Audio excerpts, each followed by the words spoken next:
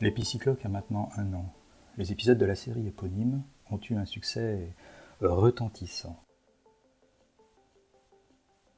Il vantait les mérites d'une horloge qui, en n'utilisant qu'une seule aiguille, rendait l'heure plus lisible et influençait l'idée intuitive qu'on se fait du temps qui passe. En réalité, ce n'était pas mon premier essai. 6 ans auparavant, j'avais déjà fabriqué une horloge qui se suffisait d'une seule aiguille. À l'époque, mes moyens techniques étaient dérisoires et le résultat manquait de raffinement. Mais tout de même, le mécanisme et l'électronique ont fonctionné en continu pendant plusieurs années. Dans ce modèle, une roue dentée fixée à un moteur pas à pas entraînait une chaîne sur laquelle étaient fixées 12 aiguilles portant chacune le chiffre d'une heure. La position angulaire de l'aiguille visible informait des minutes. Le cadran en demi-cercle justifiait son nom, l'hémicycloque. Dans une horloge traditionnelle, la précision de la grande aiguille est de 6 degrés d'angle par minute. Avec son aiguille unique, l'épicycloque simplifiait la lecture, mais la précision fluctuait de 1,1 à 2,6 degrés par minute.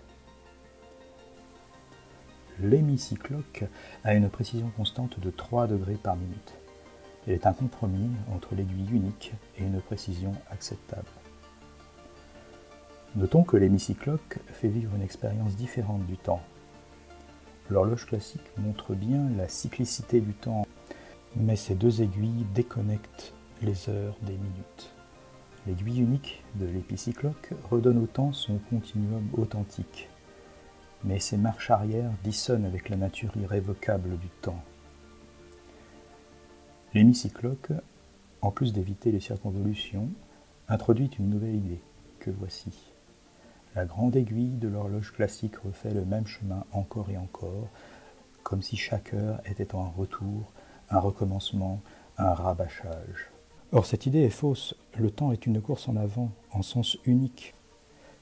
Et justement, l'hémicycloque, elle, fait apparaître une aiguille nouvelle, tandis que la précédente s'éclipse. Une heure meurt et une autre naît. On retrouve cette vieille idée pythagoricienne ou bouddhique de la métempsychose. Palingenetai, ce qui a été renaît, ailleurs et sous une autre forme. Voilà, nous avons là une image de la palingénésie du temps. Une heure meurt, une autre lui succède. Mais cessons ces bavardages sémiologiques et penchons-nous sur les points faibles de cette horloge. D'abord, on note que les aiguilles montées sur la chaîne sont séparées d'une demi-circonférence de la roue.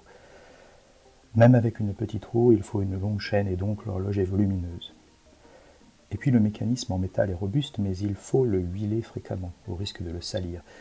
Tandis que l'épicycloque, faite de plexiglas, fonctionne maintenant depuis plus d'1 an sans la moindre goutte d'huile. 2 épisodes à venir narreront le retour de l'hémicycloque, un retour en plexiglas, mais pas seulement, puisque ce sera l'occasion d'optimiser l'encombrement et d'améliorer l'esthétique, sans perdre les 2 idées d'origine. Lire l'heure sur une seule aiguille, et voir celle-ci naître, vivre et laisser sa place à la suivante.